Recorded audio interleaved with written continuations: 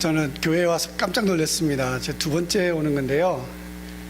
첫 번째 때는 아마 구정설이었나 추석 때 왔었어요. 그러니까 한 열 몇 분이 앉아 계시는데 저는 오늘 청와대 조찬 기도회 온 줄 알았습니다. 다들 넥타이를 매시고 왜 여성분들을 찾기가 너무 힘들어가지고 이게 도대체 뭔가 제가 지금 어리둥절하게 이렇게 보고 있고, 두 번째 놀란 거는 여기에 남자분들이 다 총각들이죠. 거의 총각들이죠. 예, 이유가 있더라고요. 아이들 나와서 노래 부르는데 웃고 계신 분은 결혼하신 분이고, 예, 인상 쓰고 가만 쳐다보고 있는 분은 나는 언제 결혼하나 이렇게 하고 계신 분들인 것 같더라고요. 그래서 보니까 결혼 안 하셨으면 청년이니까, 예, 청년분들이 많으신 것 같아서 더 많이 놀랬고, 예, 그리고 제가 생각했던 사랑샘 교회의 이 예배가 이 생각했던 것과 너무 다르게, 예, 너무 은혜 가운데 진행되는 것을 보면서 이게 7년 하신 목사님의 이 예배가 맞나, 이 교회의 이 모습이 맞나 할 정도로 부흥하는 모습들을 보니까 제가 너무 깜짝 놀라서 뒤에서 어떻게 해야 되나 이런 고민을 좀 했습니다. 저는 이제 필리핀에 간 지 이제 3년 됐습니다. 그래서 제 밴드의 그 이름이 왕초보 선교사 이야기라는 밴드가 있습니다. 3년이 지나서 이제는 앞에 왕자를 좀 빼고 싶어서 그럼 초보 선교사 할까 하다가 아닌 것 같더라고요. 아직도 좌충우돌인 것 같아요. 이제 겨우 이제 언어 조금 하면서 설교 조금 하면서 교만해서 왕자를 떼려고 그랬는데 이게 아니더라고요. 아직도 배워야 될 게 많고, 아직도 실수하는 것도 많고, 이리 넘어지고 저리 넘어지면서 하나님께서 붙잡지 않으면 정말 다시 귀국을 하든지 아니면 선교 사역을 내려놓든지 해야 될 아주 힘이 없고 연약한 그런 사람임을 매일매일 깨닫고 있습니다. 여러분, 앞전에 저희가 왔을 때는요, 1년차 때는 저희가 사역을 하지 않습니다. 근데 저에게 또 은혜를 주셔가지고 사역지에서 사역 간증을 했었는데요. 오늘은 말씀도 함께 나누지만 저희 사역지의 사역 이야기를 통해서 하나님이 살아계심을, 그리고 정말 예수님이 살아있구나, 요 정도만이라도 가슴에 안고 가실 수 있는 시간이 될 수 있기를 바랍니다.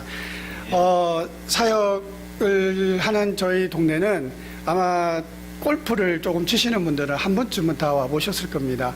앙겔레스라고요. 그 안에 그 클락 지구에 많은 분들이 와서 골프를 치러 오시는 분들이 많아요. 그래서 거기서 사건 사고도 많고요. 앞전에 그 필리핀에서 사고가 났던 한인들 피살되고 하는 그런 사건 얘기들이 나오죠. 거의 대부분이 저희 지역에서 일어나고 있는 사건들입니다. 제가 아는 분도 계셨고요. 그만큼 사람이 몰려드는 곳입니다. 그리고 이 한국 뉴스에 많이 나왔지만 또 몰려들다 보니까 한국 분들이 있는 곳에는 꼭 그러한 사건 사고가 생기는 것이 많더라고요. 지금 한 2만 명 정도 지금 추산하고 있고, 유학생이나 통계되지 않는 사람까지 치면 한인분들이 한 2만 5천 명 정도가 저희 도시에 있다는 걸로 통계가 1월 달에 한번 나왔더라고요. 그만큼 많은 분들이 들어오시는 곳입니다. 한 60%에서 70% 사이가 사업하시거나 이제 이런 여러 가지 경영을 하시기 위해서 들어오신 분들이고, 그곳에서 한 12%에서 15% 사이가 이제 선교사님들이 계시다라고 해요. 그래서 많은 선교사님들이 계시는데 그곳에 선교사들이 다 모여가지고 뭐 하냐라고 얘기하시겠지만, 저희가 거기가 베이스 캠프처럼 사용되는 곳입니다.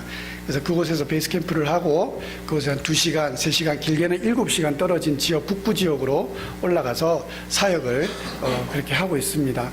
필리핀은 여러분들 신문을 보셨은 분들은 아시겠지만 2016년도 6.9%의 그 경제 성장률이 있었습니다. 저희 한국이 4%대 성장이 있었는데 필리핀은 7%대의 성장률이 있었습니다. 그럼에도 불구하고 물가는 계속 오르고 사람들이 좀 더 편하고 잘 살아야 되는데, 여러분, 여전히 70%의 그 빈민층은 여전히 같은 생활을 하고 있습니다. 20년 전에 제가 이 도시에 처음 들어갔었는데 19살 때, 20살 때였죠.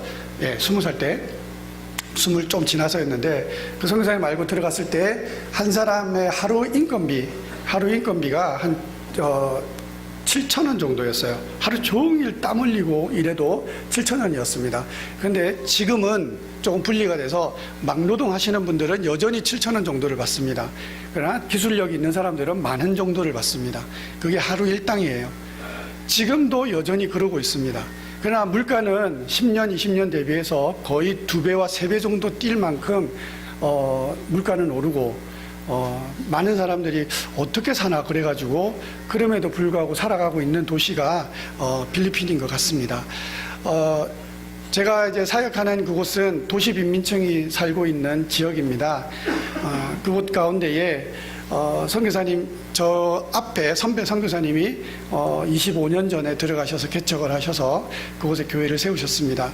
그리고 많은 사람들이 그곳을 통해서 성장을 했고 지금은 다시 꼬맹이였던 아이들이 어른이 되어서 교회를 이어서 잘 부흥시키고 함께 예배하고 있습니다. 그런 곳에 제가 첫 해 가서 한국 사역을 부교육자 사역을 18년 동안을 정말 열심히 했던 것 같습니다.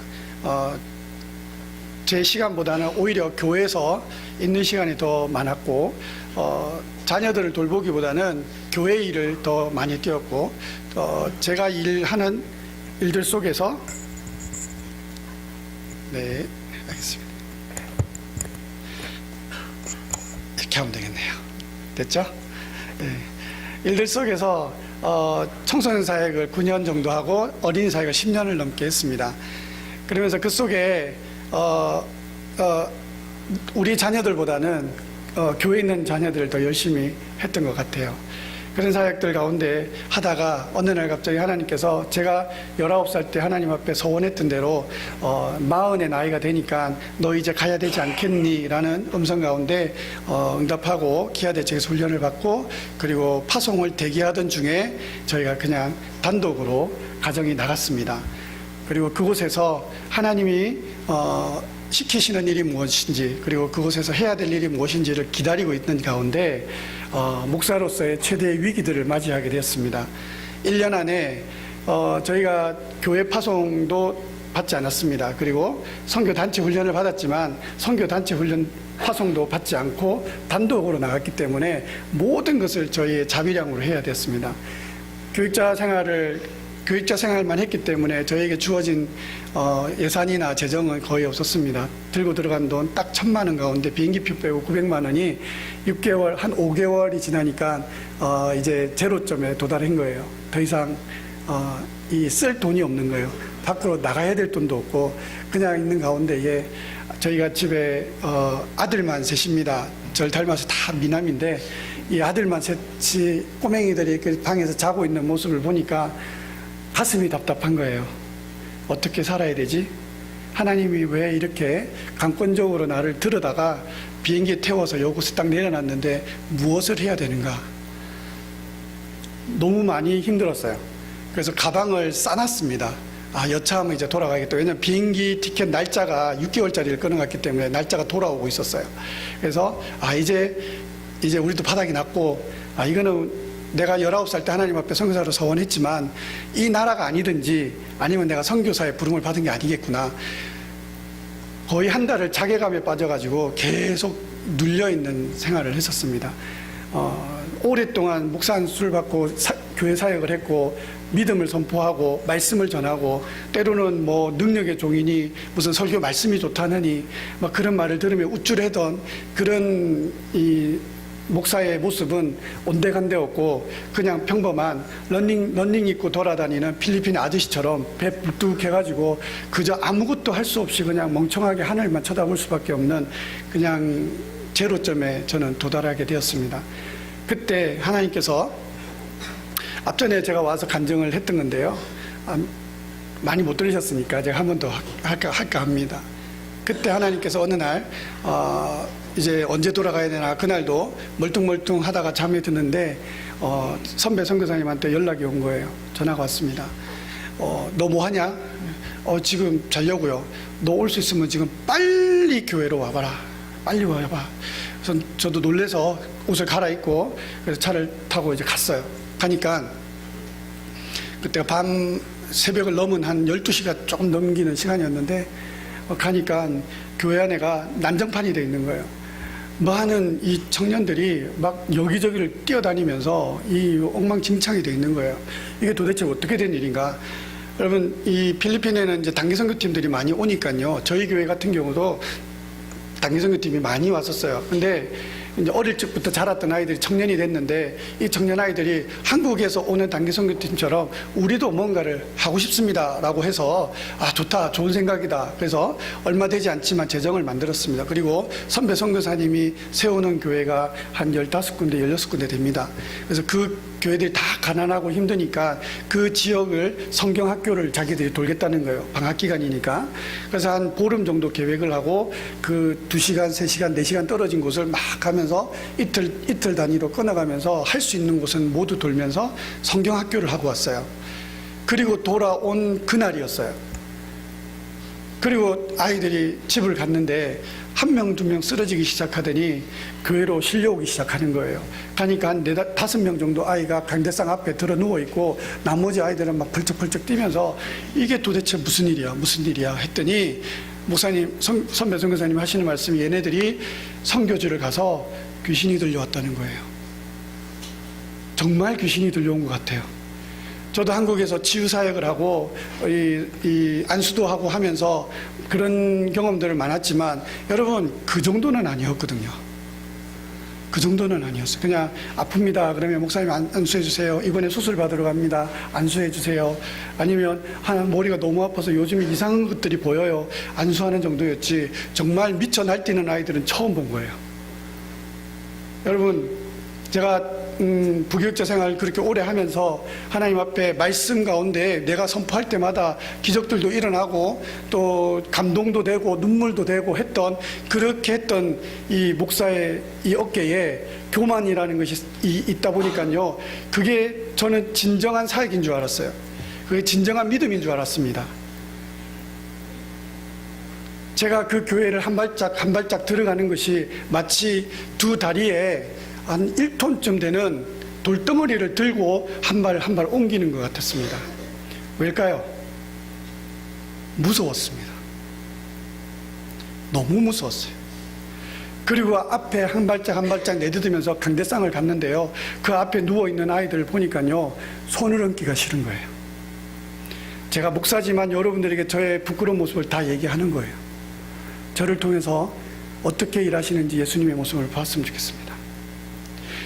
여러분들, 목사님이 그 선배 선교사님은 앉으셔가지고 기도를 하는데 연세가 많으세요. 65인데 땀을 뻘뻘 흘리면서 기도를 하고 계세요. 그러니까 아이들이 막 이 힘이 좋으니까 막 움직이니까 동네 이 다른 청년들이 와가지고 그 아이들 손을 붙들고 머리를 붙잡고 못 움직이게 막 이 성경의 마태복음이나 나오는 귀신 들린 자처럼 이게 제어하려고 막 억지로 지금 누르고 있는데 그 아이들을 보는데 저는 엄두가 안 나더라고요. 한켠에는 내가 목사가 맞나? 한켠에는 무서워서 어찌할 줄 모르는 저의 모습 가운데 저는 그냥 멍하니 소위 우리 청소년들이 얘기하는 거 멘붕에 빠져가지고 가만히 있었어요. 그리고 선교사님 너무 힘드니까 저보고 야, 와서 너도 좀 기도해줘, 빨리 해, 좀 해줘 하는데 기도가 나오질 않는 거예요. 무섭고 두렵고 이거 도대체 어떤 일인지 상황도 파악이 안 되는 상황에서 어떻게 해야 될지. 만약에 내가 저 아이의 손에 머리에 손을 얹었다가 기도를 하는데 그 안에 있는 그 이상한 것들이 그냥 나에게 전염이라도 되면 어떻게 될까? 여러분, 그런 제 모습이 상상되십니까? 그래서 목사 같습니까? 그 아이를 향해서 기도합니다. 예수 이름으로 명하노니 떠나가라, 떠나가라. 아니, 예수님 성경에 그렇게 가르쳤으니까요. 한국에 있을 때는요, 어떻게 한 줄 아십니까? 나사렛 예수 이름으로 명하노니 이 더러운 귀신아 떠나갈지어다, 이렇게 얘기를 했는데 그 앞에서 나사렛 예수 이름으로 명한다, 떠나가라, 떠나가라, 떠나가질 않는 거예요. 아, 이거 나는 능력이 없어서 안 되는가 보다, 내가 두려워해서 안 되는가 보다 하는데 어떤 아이가 갑자기 눈을 툭 뜨는데요, 여러분들 옛날에 영화 보셨습니까? 엑소시스트라고. 진짜 검은 눈동자가 뒤집히면서 흰 눈동자로 바뀌는데요, 주저앉을 수밖에 없었어요. 나는 도저히 이걸 할 수 없는 일이야. 그런 가운데 그 아이의 발목을 붙들고 기도합니다. 그렇게 2시간 반에서 3시간을 싸웠어요. 저는 정말 아무것도 한 거예요. 그 시간이 어떻게 지나간지 모르겠어요. 날씨는 덥죠. 땀은 막 흐르죠. 나머지 애들은 막 분당을 막 뛰어다니고 있죠. 그러는 가운데 한 3시간 정도 됐을 때 모두가 정리가 됐어요. 그리고 난 다음에 저희는 이제 할렐루야 주님이 하셨습니다 그러면서 빨리 집에 가야지 하면서 시동 걸고 빨리 집으로 와버렸어요. 그 다음날이 주일이에요. 주일날 이제 아이들 이제 성경학교 수고했다, 너희들 고생했다, 어제 귀신 들렸던 애들이 앞에 나와가지고 간증도 하고 예수님이 저를 고쳐줬어요 막 간증도 하고 그렇게 하고 이제 막 하고 그럼 오늘은 예배 마치고 다 졸리비 가자. 이게 햄버거 집이에요. 졸리비 가자 이래가지고 이제 다들 이제 찌뿌니에 태워가지고 가려고 하는데 갑자기 뒤에서 퍽 하는 소리가 들리는 거예요. 뒤를 돌아보니까요 2명의 여자아이가 또 쓰러져 있는 거예요. 그리고 거품을 물고 토해내기 시작하면서 온갖 발작을 하는데요. 또 당황하기 시작했어요.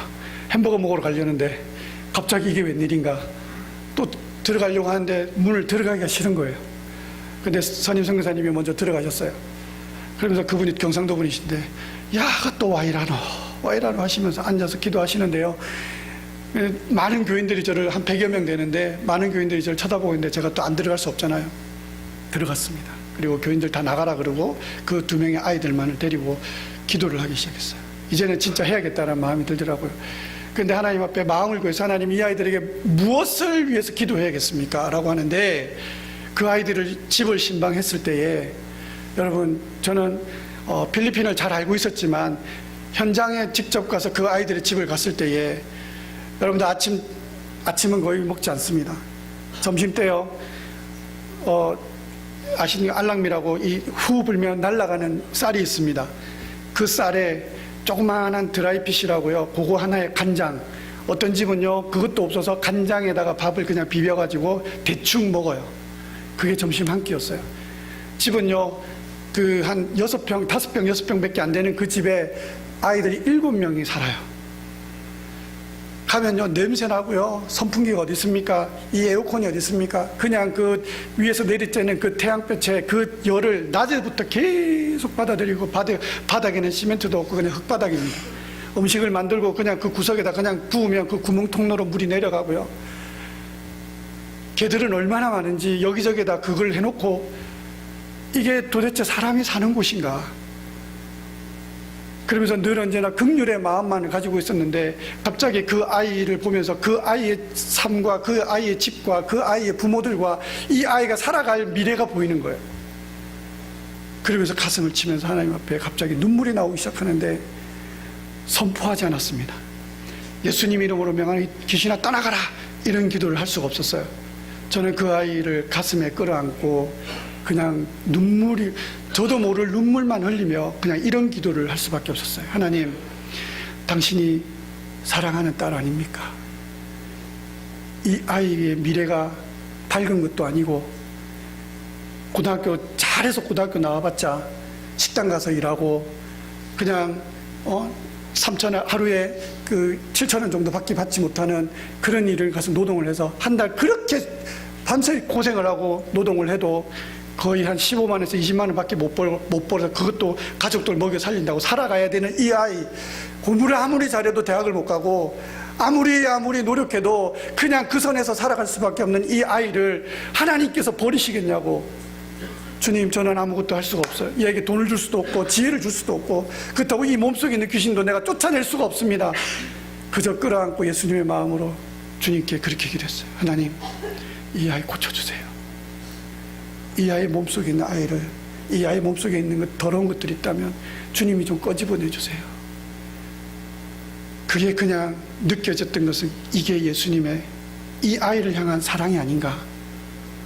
그 마음으로 기도했더니요, 아이가 세근세근 잠이 들기 시작했어요. 그 2번째 아이도 가서 그 아이 손을 줍고 눈물을 하염없이 흘렸어요. 하나님, 제발 이 아이 좀 살려달라고. 제게 이 아이에 있는 귀신을 쫓아낼 수 있는 능력이 있는 목사도 아니고 저도 힘든데요, 하나님 제발 이 아이 좀 살려주세요. 기도했더니 그 아이도 세근세근 잠이 드는 거예요. 한 30분도 되지 않았어요. 그 전날에 3시간 동안을 그렇게 그렇게 난리를 벌였는데도 나가지 않던 그런 이상한 어둠의 영들이 그냥 손잡고 눈물을 흘리며 그 영혼을 향해서 그냥 기도 한번 했더니 예수님의 마음이 그 아이에게 통했는지 그 속에 있는 것들이 떠나가더라는 거예요. 사랑하는 성도 여러분, 저는 그랬습니다. 참 목사가 되면 손에 손을 얹으면 능력 있는 목사가 되게 해달라고, 그래서 능력이 하나님 이 손을 통해서 하나님의 능력이 나가게 해달라고 그렇게 기도하며 능력을 구했던 사람이었어요. 그런데 그런 것들은 하나님의 사랑, 예수님의 사랑 앞에서는 아무 쓸모없는 거예요. 은사 중에 가장 어떤 분들은 그래서 기도원 다니신 분들은 은사 중에 가장 귀한 은사는 뭡니까? 능력 있는 은사는 뭡니까? 이래 얘기하는데요. 병 고치는 거, 방언하는 거, 뭐 하는 거 다 얘기하는데 저는 그곳에서 깨달았어요. 예수님의 사랑보다 더 큰 은사는 없다는 것을요. 예수님의 사랑이면 됩니다. 그 예수님의 사랑 하나면 모든 그 어떤 사람도 주님 앞에 무릎을 꿇을 수밖에 없다는 거예요. 아무리 능력 있는 사람, 아무리 부자, 아무리 권세 있는 사람이라 할지라도 내 속에 예수의 사랑이 있다면 그것이 부럽지 않고 그 능력이 나를 지배할 수 없고 예수님의 그 사랑 하나면 이 세상 살아갈 수 있는 필요 충분 조건을 가진다는 것을 그제서야 깨닫게 됐어요. 제가 오기 전날, 주일날, 제가 화요일날 들어왔는데 주일날 교회를 제가 개척 사역을 하고 지금 기존에 있던 교회를 다른 분들이 사역하게 하고 저는 개척 사역을 나갔어요. 그래서 기존에 있던 교회에 제가 볼 일이 있어가지고 주일 예배를 참석하게 됐는데 그날 아이가 어떤 한 꼬맹이 한 4살 정도 되는 아이가 한 3, 4일을 먹지를 못해가지고 막 몸부림치고 막 아이가 막 얼굴이 보니까 퀭해가지고 막 얼굴이 엉망진창인 거예요. 그래서 제가 물었어요. 왜 이러고 있느냐 그랬더니 아이가 귀신 들렸다는 거예요. 가난한 동네의 특징입니다. 뭐만 하면 다 귀신 들렸대요. 그래가지고 내가 아이를 이렇게 쳐다보니까 애가 눈이 쏙 들어가고 이렇게 쳐다보는데 그래서 눕혀보라고 그래가지고 배에 손을 이렇게 싹 얹었어요. 그러니까 애가 막 자지러지게 아파하면서 막 제 손을 탁 치는 거예요. 이거는 귀신이 들린 게 아니다. 이거는 배가 아픈 거다. 왜 뭐만 하면 다 귀신 들렸다고 그러냐고 제가 뭐라 했더니 거기 있는 현지 파스터가 가만히 있더라고요. 그러고 난 다음에 제가 안에 들어가니까 자기네들끼리 저 구석에 가가지고 막 기도하고 있는 거예요. 그래서 내가 말리지는 않았어요. 근데 예배 시간이 다 됐는데도 안 들어오고 그러고 있으니까 제가 가가지고 너무 좀 짜증이 나더라고요. 가가지고 다 비켜요, 다 비켜 이러고 그 아이에게 이렇게 쳐다보면서 한국말로 했어요. 영어로 할 수도 있지만 걔는 따갈로그를 하니까 한국말로 예수님이 너를 사랑하신단다. 예수님이 널 너무 사랑하셔. 다른 사람들은 자기의 몸에 손을 못 대게 하는데 제가 이렇게 아이의 머리에 손을 이렇게 얹으려고 하니까요. 가만히 있는 거예요.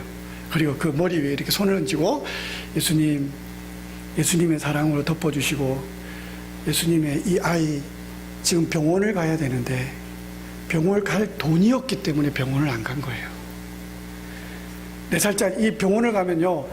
이 딱 병원 문을 들어서 의사를 딱 만나서 앉으면 그때부터 한 400페소부터 시작해요.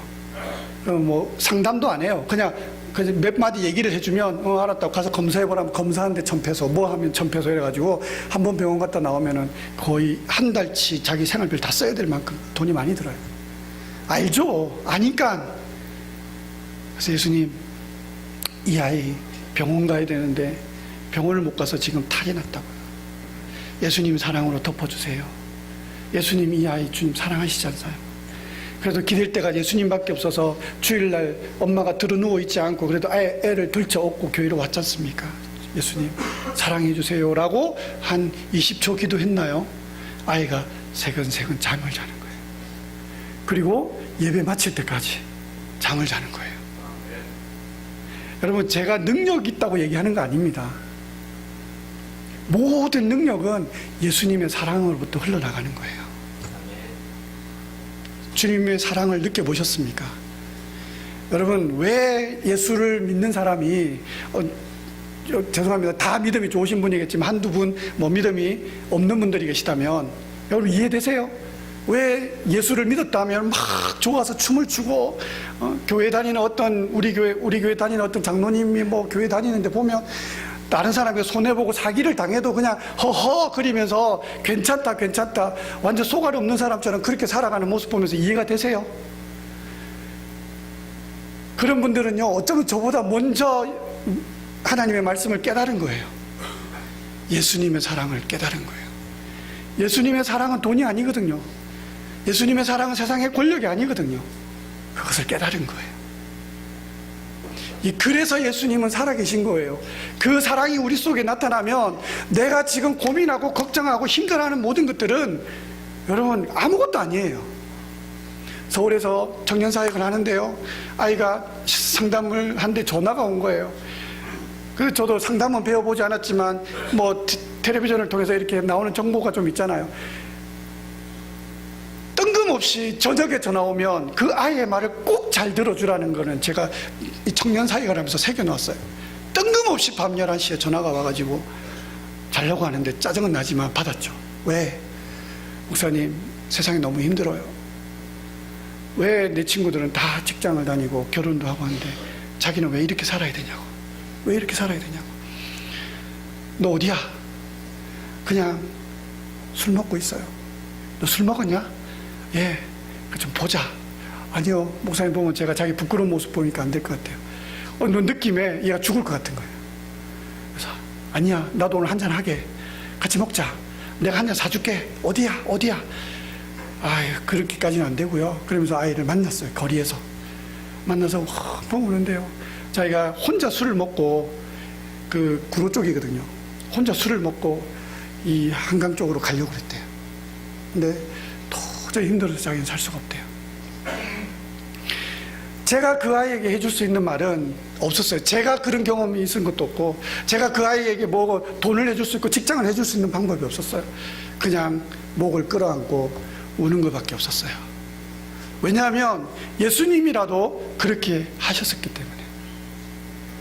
예수님이라도 그렇게 하시지 않겠어요? 그냥 끌어안고 사랑한다 이놈아, 네가 나한테 얼마나 소중한 아들인데. 그 한마디. 그리고 교회에 들어가서 술 먹은 놈은 교회에서 재웠어요. 그리고 아침에 일어났을 때 해장국 사주고 힘내. 여러분 예수님의 사랑이 그 마음에 들어가니까요 지금은요 저 만나는 걸 부끄러워해요. 왜냐하면 그때 왜 자기가 그랬는지 모르겠다고.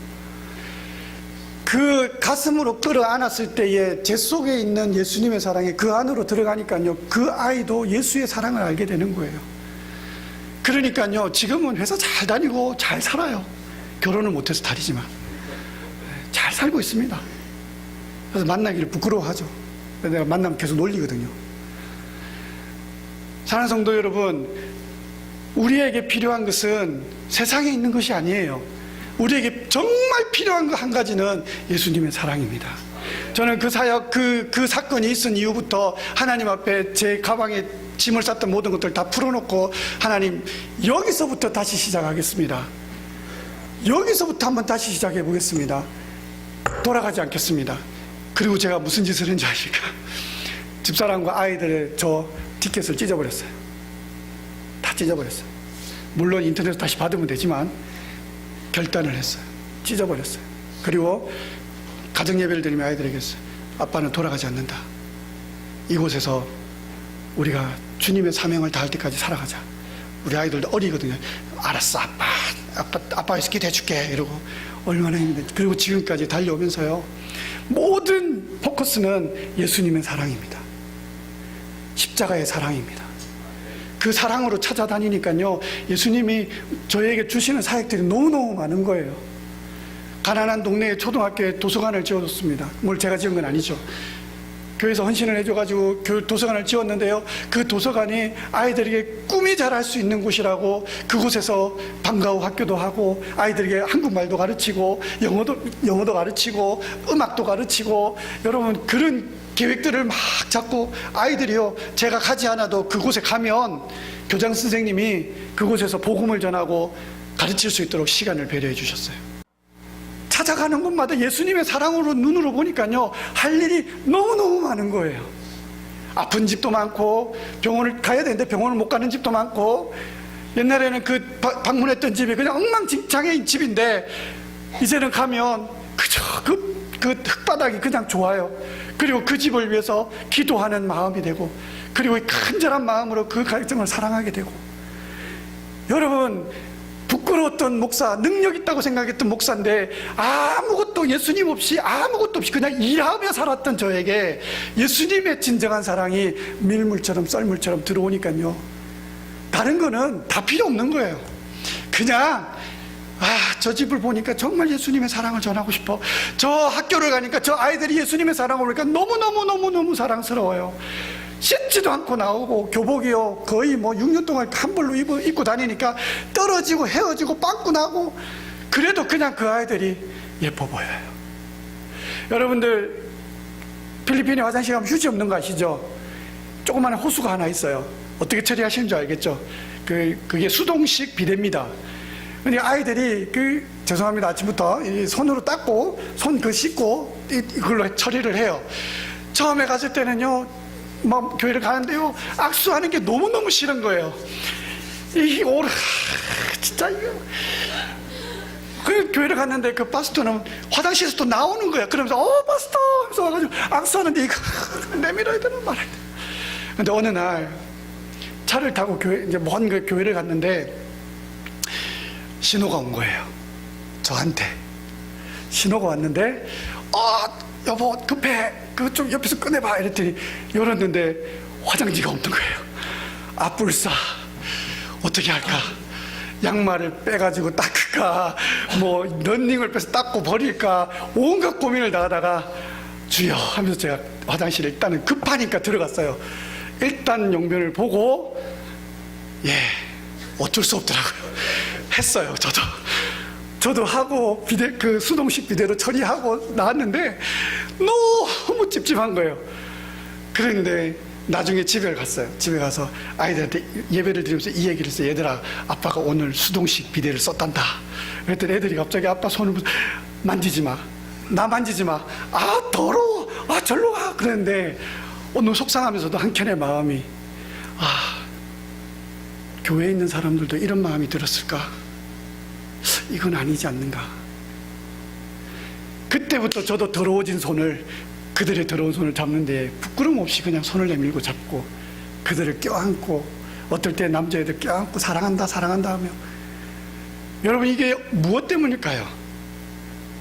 예수님의 사랑을 알게 되고 느끼게 되고 경험하게 되니까 가능해지더라는 거예요. 여러분들 가운데 원수가 있죠. 원수를 사랑하는 것이 세상의 가장 큰 기적입니다. 그 사랑하는 방법은 내 힘으로 되지 않는 거 아시죠? 예수님의 사랑이 그 속에 딱 들어가면 그때부터 여러분, 그 원수가 그냥 사랑스러워져요. 커피를 사주고 싶고, 그냥 가서 내가 잘못 안 했는데도 잘못했다고 얘기하고 싶고. 어떤 이혼한 한 집사님이 남편을 20년 동안을 저주하며 살았대요. 딸들이 다 클 때까지. 어릴 때 도박에 빠져가지고 다 그렇게 살다가 돈 다 날리고 집 다 날리고 다 버리고 도망간 남편, 그렇게 살았대요.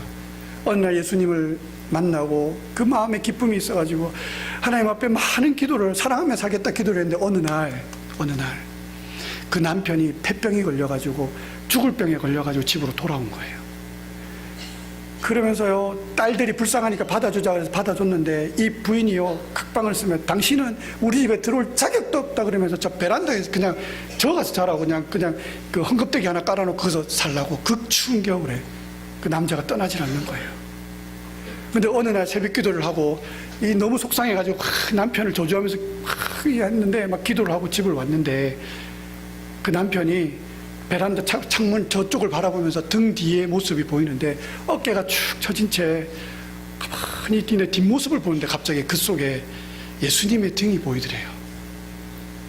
그러면서 그 자리에서 눈물이 펑펑 쏟아지며 내가 무엇을 해야 될까?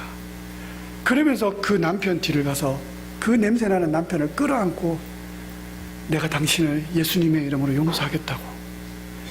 그러면서 목욕을 시키고 좋은 옷을 입히고 밥을 좋은 것을 해서 먹여서, 그래서 3개월 뒤에 남편이 돌아가셨대요.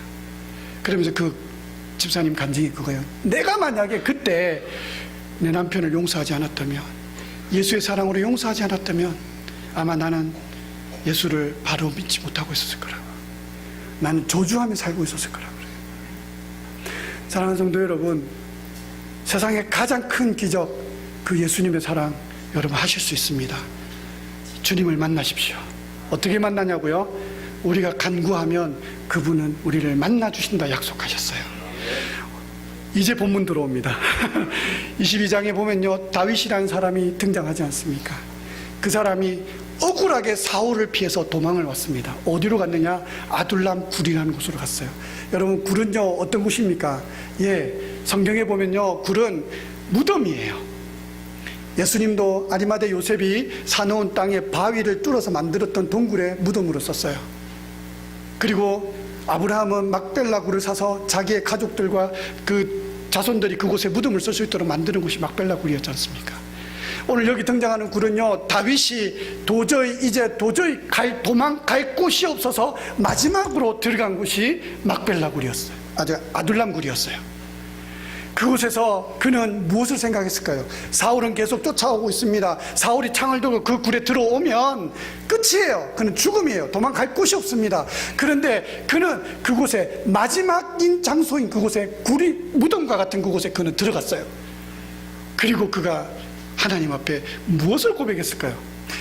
하나님, 어떻게 나한테 이럴 수 있습니까? 하나님, 내가 하나님한테 뭘 잘못했다고요? 내가 들로 산으로 다니면서 늘 언제나 주님을 노래했고, 내가 사울에게 미움당할 짓을 뭘 했습니까? 하나님, 왜 나를 버리십니까? 라고 원망하지 않았어요.